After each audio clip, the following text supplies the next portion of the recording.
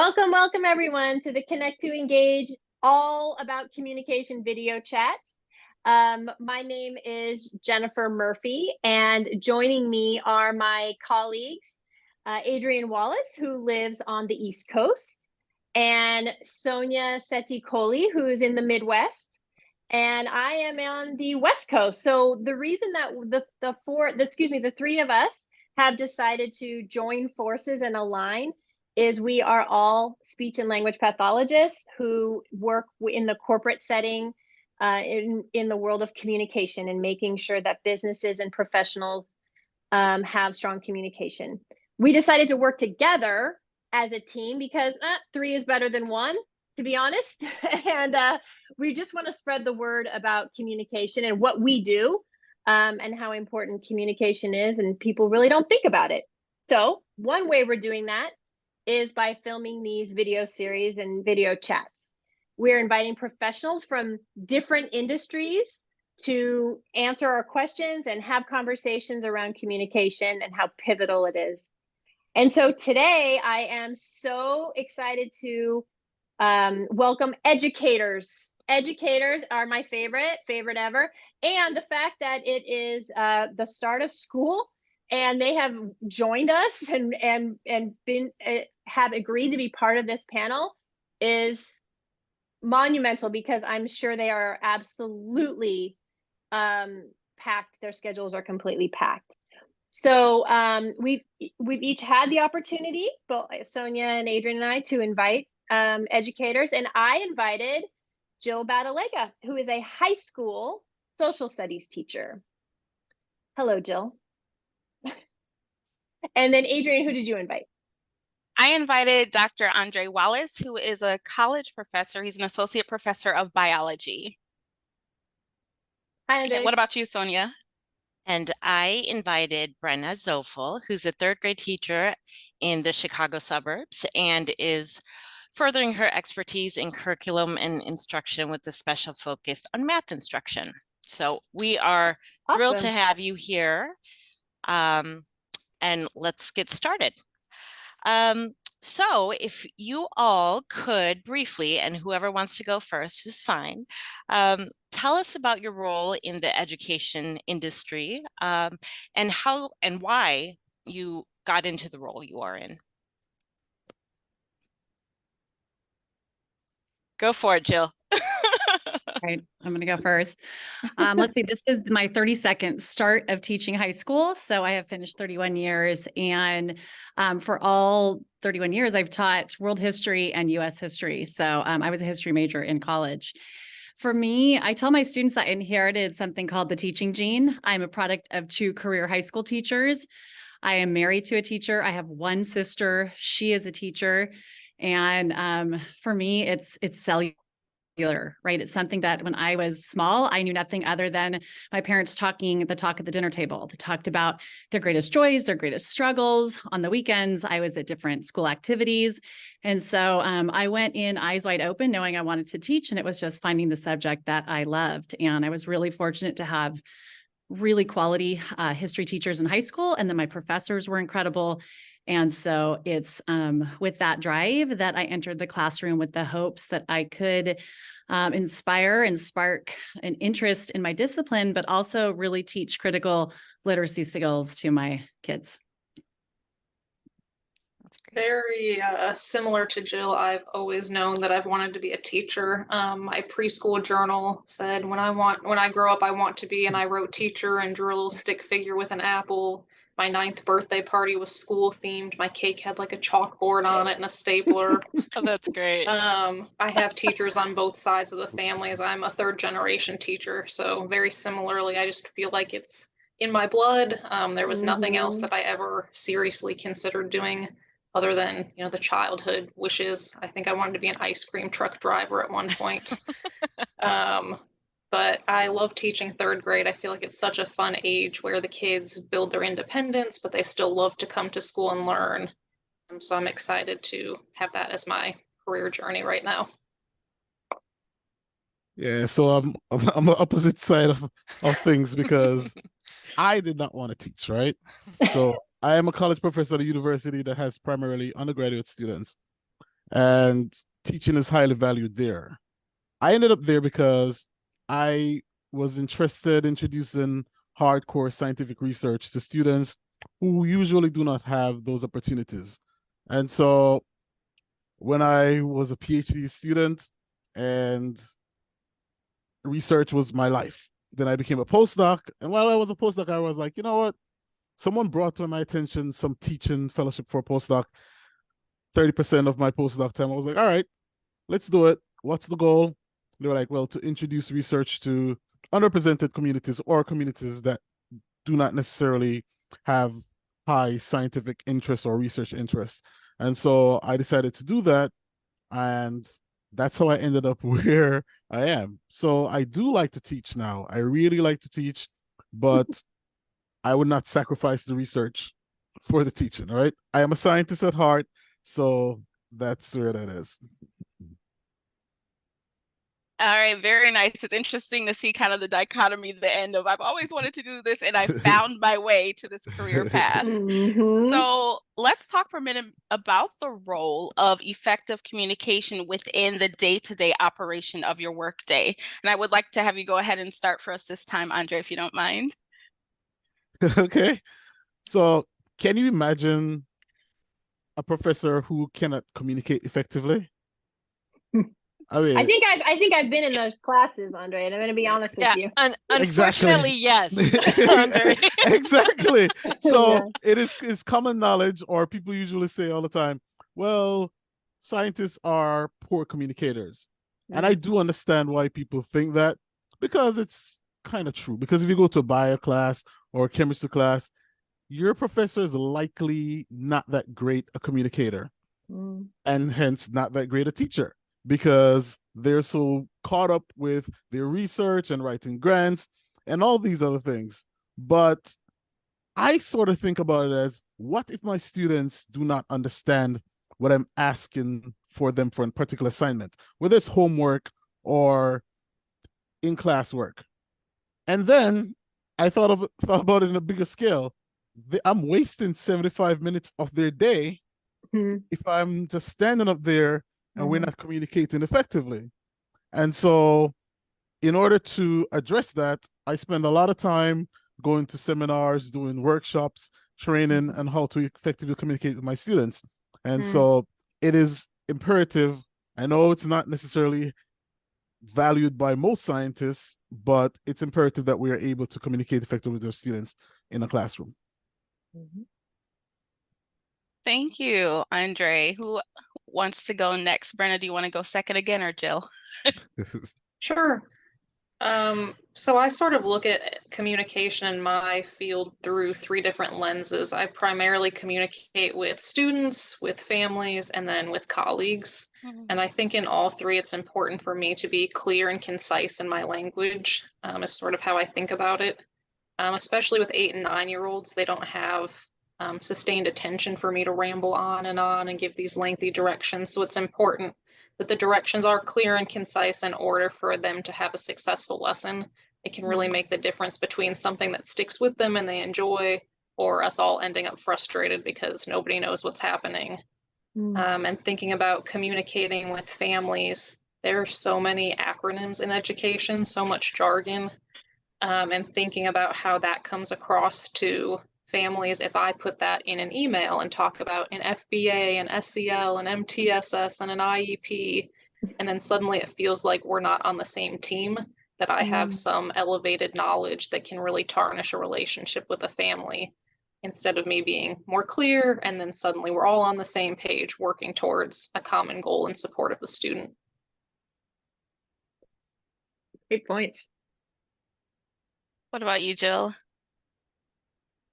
So in thinking about these questions, it was interesting for me as very veteran in my career to think about something that's so part and parcel to a high school classroom, communication, and to break it down. So for me, I really also zeroed in on connectivity. My parents gave me one piece of advice when I started teaching, and it was stand at your door every day. And so I can't think of too many times. COVID was a little different, clearly, but that I stand at my door, and it's even this early in the year that students are not yet, they don't know even some of them how to make that initial connection. Good morning, hello, how are you?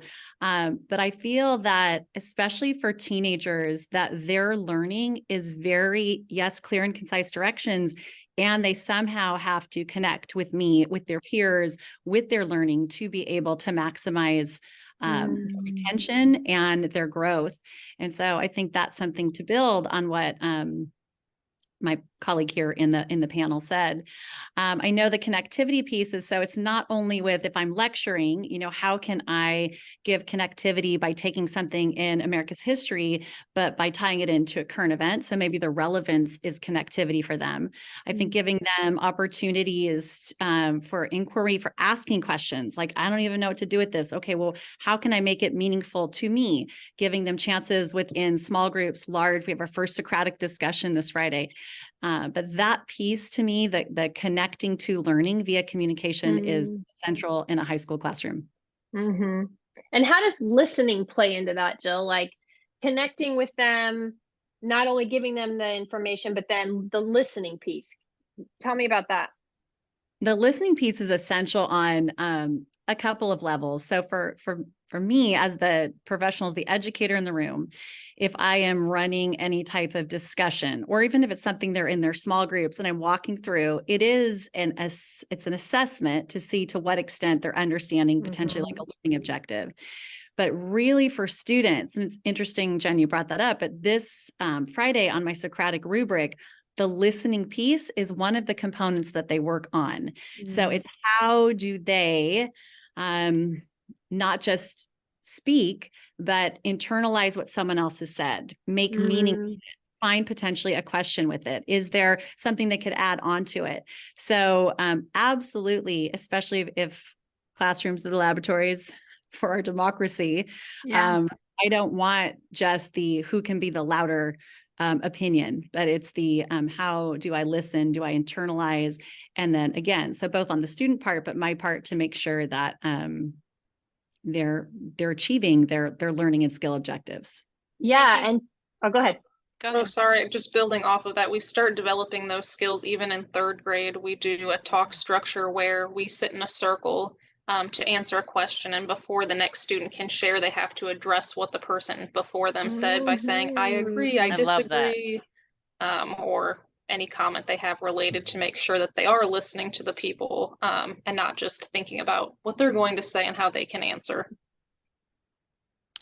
And I love that. And I think it speaks to, you know, Jill, where you were talking about that connectivity, right? You have to listen in order to have a meaningful and thoughtful and engaging conversation. And it also speaks to Brenna, you talking about being on the same team, right? You have to be aware of who you're talking to in all of those contexts. And then Andre, I mean, you hit the nail on the head where I have 75 minutes of their attention, well, hopefully their attention, and you don't want to waste. I thought it was very poignant. You said, you know, I don't want to waste their time, or I would be wasting their time. So it's clearly you all know what you're doing when it comes to communicating effectively. Excellent. I'm gonna ask you to tell us a story, something that happened in your journey as an educator that was either an epic fail when it comes to communication or a vital success as far as communication. Brenna, do you have something that you could share as when it comes to the communication in your education classroom? Sure. So when I read the question, the first thing that came to mind was a situation from my class last year. And a student who was normally very happy-go-lucky came to school smiling, came to school very visibly upset, just read it all over their face. And so, of course, I go up and I'm like, hey, what's going on? How are you doing? And just total shutdown, was not going to talk to me. And I knew that if I pushed it, she would not respond well. So rather than continuing to talk to her, I backed off and took the approach that communication and the modes of communication we use with students need to be flexible. I ended up writing that student a note and just leaving it on her desk and said, I'm here whenever you want to talk. It seems like you maybe had a rough morning. Let me know if there's anything I can do. And she ended up writing down for me everything that had gone wrong for her that morning, and asked if we could have lunch together that day. And so just flipping the type of communication that I was using ended up being a success for that student, because we were able to problem solve in writing, and then eventually when she was ready for it, face to face that afternoon. Wow, you are an amazing teacher. Well, I don't know Absolutely. about that. Yes, Yes. One that's good moment. really, that was communication intuition. Very good. That was really good. That was really brilliant, actually. That to think that one mode wasn't working, so let's try another mode. Awesome. Jill, what do you got for us? So again, in reflecting on this, it was really interesting to me, given a really long career, that I landed on remote teaching as a positive. And so what I'm going to say is that you talked a little bit about flexibility, but also going into different modes. And so teaching remotely from August to March forced me to draw on every potential way to connect, to be clear and concise, and to develop listening and speaking and all of the other skills in my classroom. And so I feel where a lot of teachers felt like they lost a year, I didn't feel like it. In fact, I felt almost cheated at the end that I got to meet very few of my students in person until the following year when they came back, because we worked, all the cameras were on. We worked quick breakout rooms. I used polls, I used the chat. And then when our district said, okay. And I mean, even simulations, like I was like, I'm going to do everything, because I'm going to still continue to use every mode of communication possible to reach out and get into these kids' learning spaces. And then when we went to to hybrid, we had the majority of our students stayed home. And so maybe I had from 3 to 10 kids that came back. So then on top of it, I had felt like developed this classroom. We were using all these modes to communicate, but now I had to pivot and make sure that the kids in the room, that I was available for them, but my kids that were on Zoom, like to still keep those practices. So I look back at that year with just great pride, not just for me, but for my kids. Jen Murphy, daughter, was one of them. Sophomore. But I mean, to me, it was incredible. We relied on every potential way to communicate, to find meaning that year. You're making me tear up a little bit about the COVID years, I'm telling you. But no, I appreciate the teachers brought it when it came to communication during those years when we had to switch to online learning. I mean, within weeks, teachers figured it out, and it was quite remarkable. So thank you for those years, and thank you for trying everything in your power to make sure that the kids were connected and learning and communicating. So bravo to you guys. Andre, tell us about a college story. So obviously being a professor at a college level is kind of multifaceted, because you're an instructor, you are running a lab, and you're an academic advisor. So when I read the question, I was like, I guess I'll talk about a fail. So it's a big story, but I remember one day walking into my lab and telling a student that, because we work with undergrads mostly, they have very little time to dedicate to research, so you really have to maximize the time that you have with them. And I told the student, I was like, well, student X will be in today. I want you to give them a note to make sure that they do this before they leave. And that's it. It was very simple. So the next day I came in, and there was an experiment that another student, not student X, should have done to prepare me to take some samples to a collaborator's lab the next day, and it wasn't done.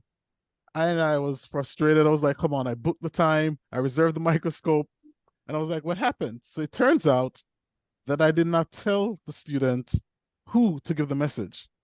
So that student ended up spending all her time in the lab doing something that has nothing to do with her, but the message was not conveyed. And I thought about it, and I was like, well, you have to be more direct, give clear directions, because I tend to think that I'm a great communicator and I usually leave no gray areas, but that time I did. And so that was a fail, but it did teach me a lot. Yeah. And it's interesting because we didn't necessarily mention it earlier, but we have people from Brenna Elementary, Jill High School, and Andre College level, 3 different levels, but we're seeing a lot of, commonalities here. There's not just one way to communicate, right? Leave a note, leave a message, write a note. How do we communicate online?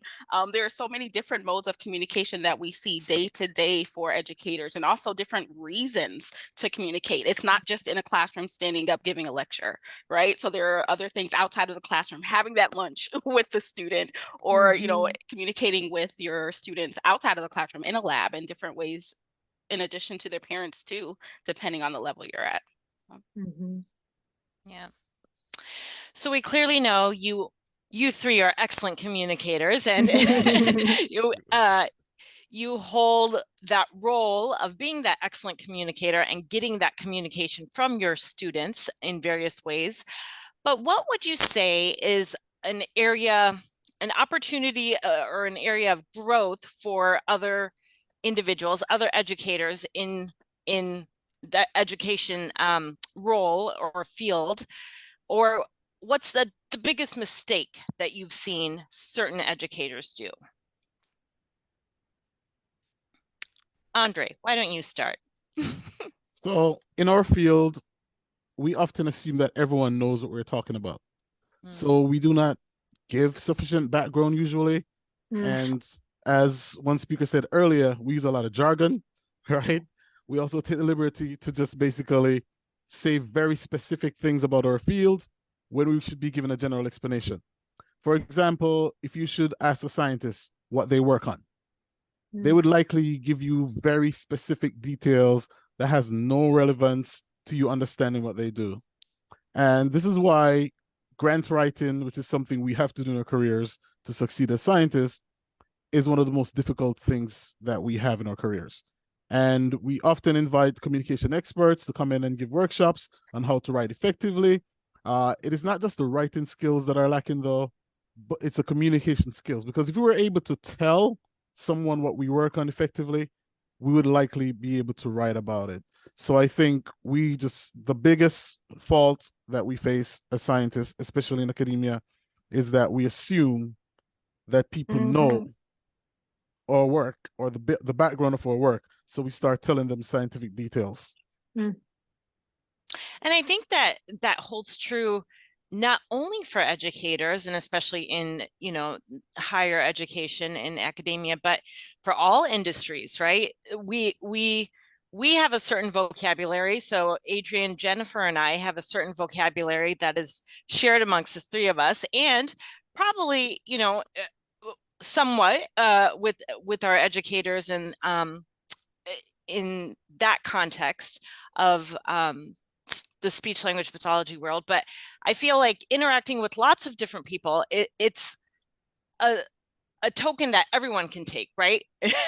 That your vocabulary is shared in your industry, but not necessarily to those that you're communicating with. So Jill, why don't you go next? So a little bit with parallel to Andre, and I feel like some of the topics we've already touched on, but I think one of the greatest mistakes that educators can make is if you are ineffective with engaging. So I'm going to kind of unpack that a little bit, but like engaging with your students. So lack of engagement could come from lack of clarity, right? So Brenna talked about that at the beginning, to be clear and concise as an asset. But that could be one.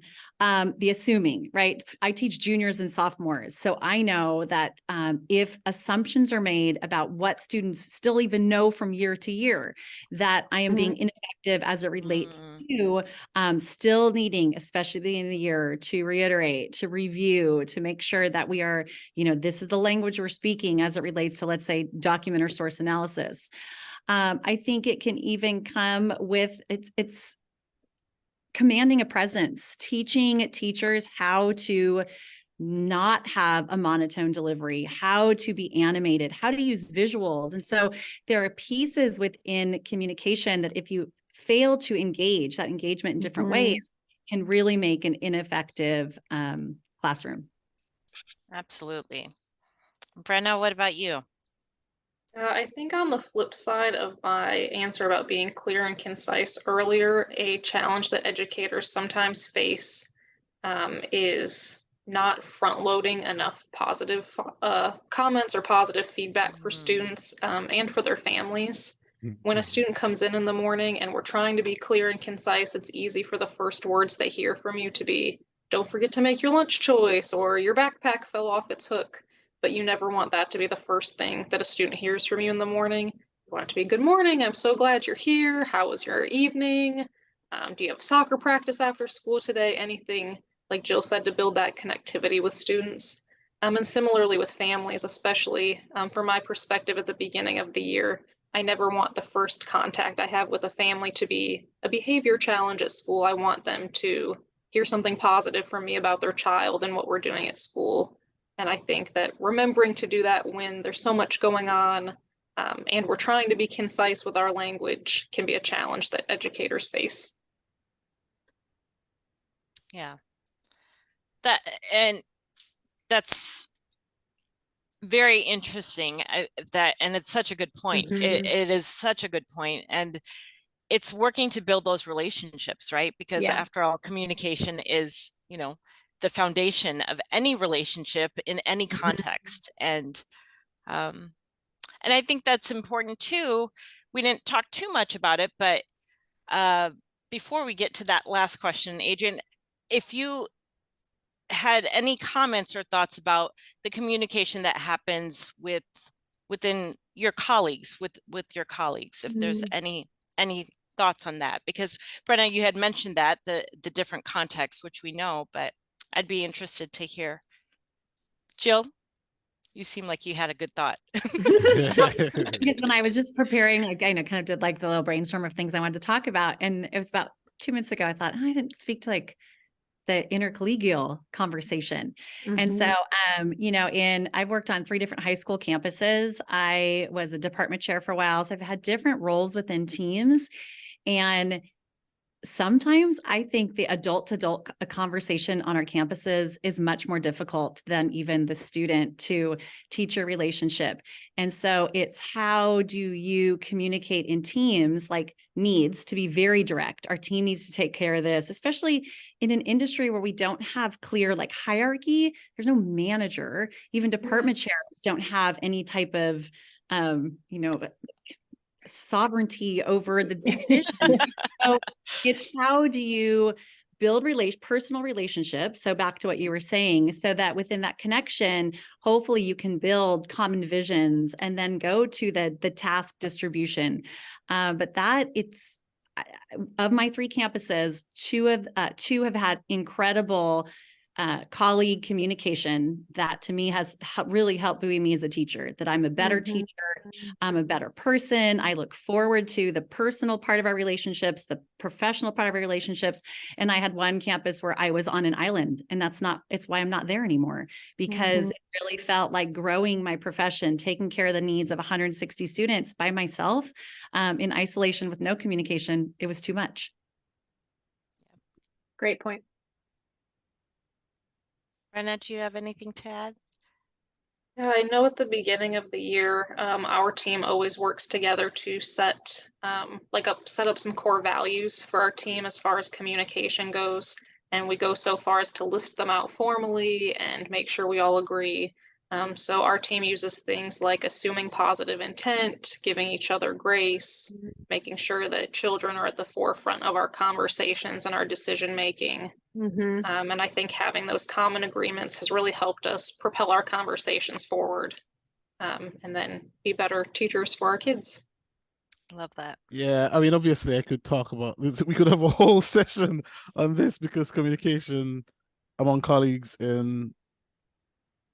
at the university level, every level, but it's a little tough. But Jill is right. Building personal relationships, incredibly important.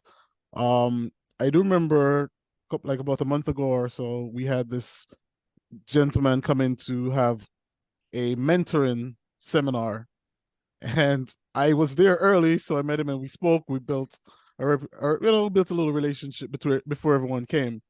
But during the workshop, he would say, "Okay, you have 20 minutes to do this," and 25 minutes in, 30 minutes in, he's having problem gaining control. I mean, you're talking to grown people who have their own way, so it's gonna be tough. And then finally, like halfway through the day, he called me to the side. He said, "Your department seems to go off on tangents and I can't get them back. Can you help me?" And I said, "Yes, I will help you." And because I have a good reputation with my colleagues, I just walked over there and I said, "Listen, student first.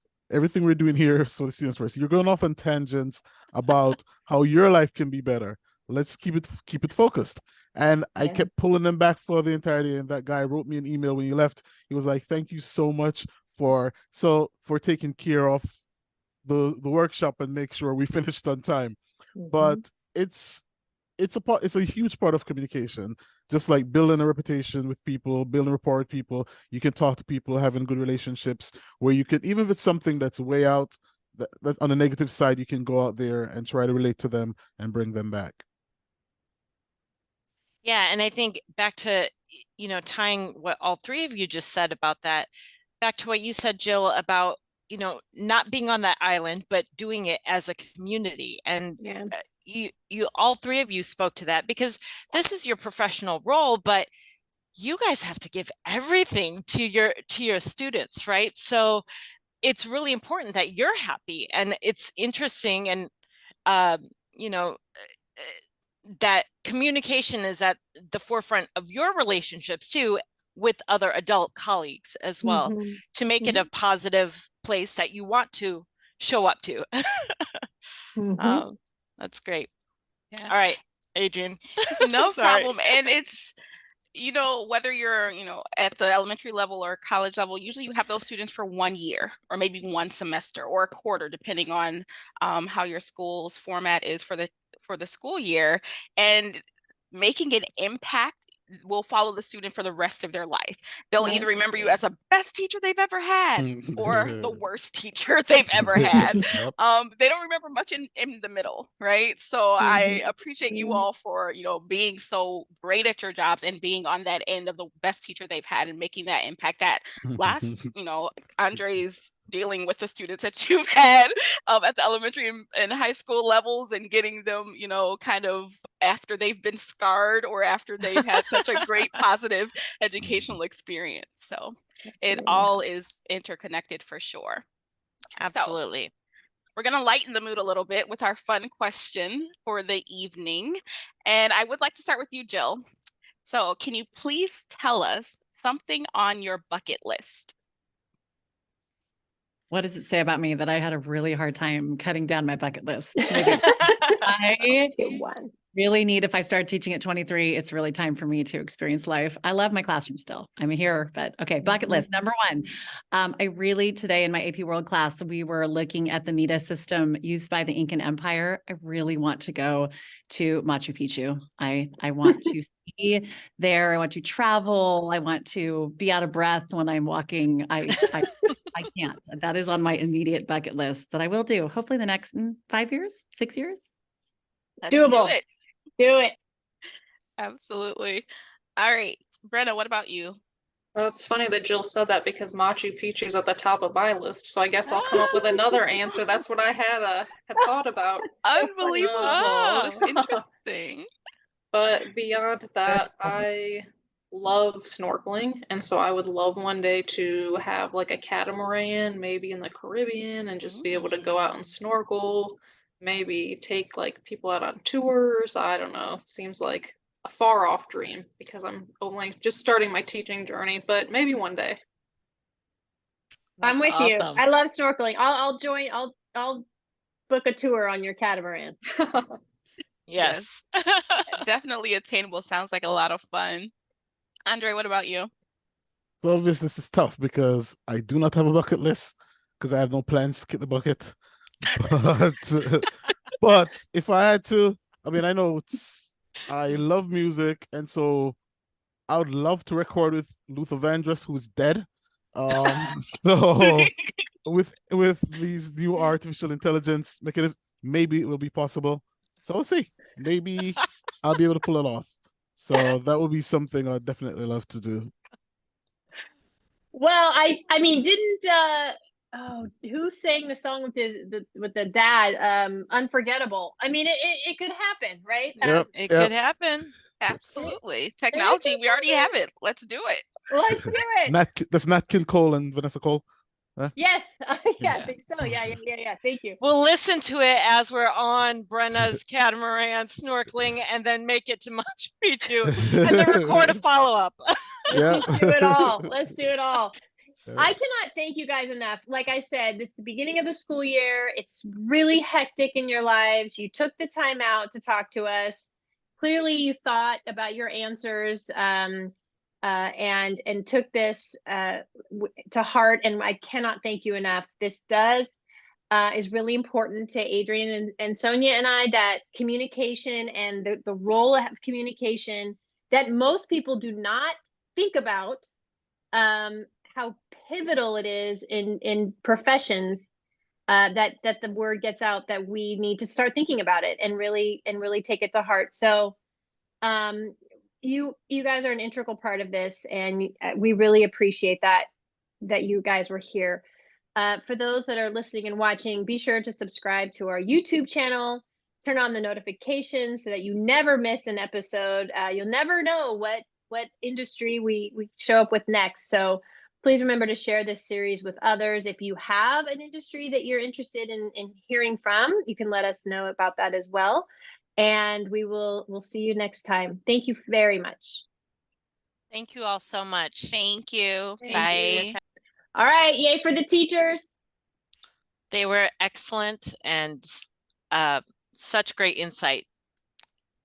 Yeah, I mean, talk about amazing people, probably, in their industry, outside of their industry. It just takes a really amazing person to do what they do every day. Absolutely. It was so interesting to see how they all are very self-aware. I wish we had more teachers like that. You would think it's obvious because I'm communicating all day. I'm teaching, I'm talking to students, but not all teachers take the time and effort and awareness to make sure that they are good communicators. Well, I think that holds true for any professional, really, right? And that's why we're doing these, is because we know that effective communication is vital to any industry, any role, any profession. But it was, to your point, so nice to see how self-aware they are. And it was clearly evident with all of the insight that they gave us that they are effective in their roles because they are such effective communicators. So yes. One thing that kind of stood out to me is that even though you had cross ages, right? Like that each of them said that one of the things to not do is assume. Like, you're working with kids, do not assume that you know what they're saying or that they understand you. You're working with teenagers, you cannot assume that they remember their information from previous years, or that they're able to communicate their thoughts and feelings. You're working with adults, and you write a note and you can't assume that they know what you mean by it. So that like assumption just crossed each level of education. And I thought that was an interesting common thread. Another thing I think we heard several times was being clear and concise, and not just in the education industry, but even as we've done these other video chats, when you're communicating with people, no matter what age they are, you have to make sure that you're clear and concise. And I think that's even tougher maybe for educators, because there is so much information to convey. So how do you do that in a concise manner? So it's just great that they are, that's something that they definitely pay attention to and try to incorporate that into their communication. And I thought it was interesting how there was the spin on that even though you're clear and concise, you still need to give enough information and with the vocabulary or in a manner depending on who your audience is, right? So because they are talking to their students and, for the lower elementary and high school, to families of the students and then colleagues, you need to know who you're talking to, and being flexible with your communication. I think that was a huge piece with all three of our expert panelists, you know, being flexible enough to know what type of communication whoever you're speaking to, whether it's your students or their families or colleagues, needs from you to be effective in getting your message across. We didn't explicitly talk about this, but one thing that I just thought of was that educators have a huge advantage in getting their credentials. They learn about different learning modalities. So they learn that people need information, or they're either strong receiving information visually, auditorily, or tactily. And teachers know this, and they've been taught this, so that when they are instructing, they're going, okay, some students or some people are going to get the information through what I say to them. Some people are going to get the information from what I show them. And some people are going to get the information by the activities that we do. And all of that is communication. Every single modality is communication. And these educators know that. I mean, Jill was saying your inflection of your voice and the visuals that you're showing. Educators just have a huge advantage when it comes to that. But they also have the huge task and burden, and we talk about this across all industries, but that emotional intelligence, or being able to connect with your students and build that relationship, and even with your colleagues as well. It's so imperative to their success as a teacher. Yes, you're kind of, you know, the master of your own classroom, but you're still a part of a community as well. And just remembering that it's important as humans that we do make those connections as well. Yeah, and with the connections, you know, Brenna and Jill both talked about those relationships with the students and the families and with their colleagues. And, you know, Andre spoke to that as well, because he had a moment to connect with the presenter that was there. He built a relationship within that small amount of time. And because he had good rapport with his colleagues, he was able to communicate and make their whole process more effective. So I think, you know, they do have that advantage of knowing different learning styles and learning types, but again, they have that task to even make sure that they're effectively using those for their whatever audience they're speaking with or communicating with. I'm glad you expanded on that, Sonia, that you said, like, well, let's, you know, we talked about, you know, families and the students. Let's talk about the colleagues, because I think that would have been a missed opportunity to talk about communication within colleagues, because so critical and so important. And obviously, to Jill's point, that it was like she left at school for that, you know, for that reason, that there wasn't strong communication connection. And when you feel like you're on an island, like what she said, that's not fun for anyone. And then that makes your job less enjoyable and probably less productive and rewarding. And I think, Adrienne, going back to what you were saying about that emotional intelligence, you know, Brenna spoke to that, I think, very well in two contexts, where she could visibly read, right, from you know, the emotional expressions or lack of expressions of her student. And she also knew that she was going to not give her what she wanted verbally, so then she had to find a different modality, right? She was in tune enough in that sense to kind of read and find out what kind of communication was going to be best for her student at that moment. And there was something else, and I can't think of it, but I'll come back to it. Awesome teacher, by the way. Awesome teacher, by the way, to do that. Yes, yeah. As opposed to just, oh, we gotta get going, we gotta move on, we have to get our lessons in, like figuring out a nonverbal. Absolutely. Yes, I remembered it. Yeah, the second piece where so I think it speaks to the emotional intelligence, but also the little nuances that we use or do when we're communicating. So making very intentfully making sure that the first thing that those students are hearing is something positive versus something task oriented, or something like, oh no, I forgot my lunch at home, or something like that, So I think those are two very key points that I took from that is, having that emotional intelligence, but also being flexible, going back to that flexibility, and what all of them said, building that relationship. And I find it very, really,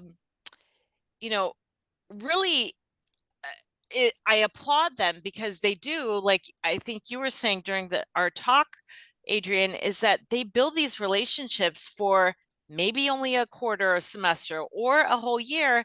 And then there's a whole new set of individuals that they're interacting with, but they make that impact, whether for good or for bad. But clearly with these three experts, it was all for good.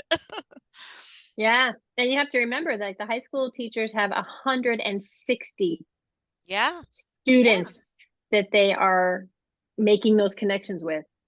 Yeah, absolutely. So, yeah. I can't speak enough about how valuable quality teachers are, obviously, right? And this was a really great conversation with three amazing educators. So yeah, we any last words before we say goodbye for tonight?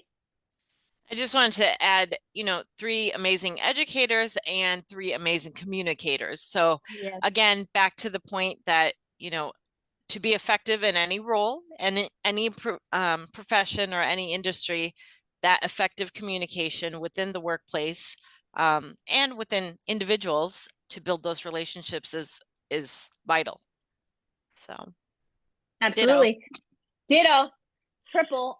So we want to say that we thank you for watching and listening, that we hope this also sparked some awareness of your own communication, that you take a listen and be aware of how critical communication is throughout your life and throughout your career. And we look forward to seeing you next time. Thanks for watching and listening.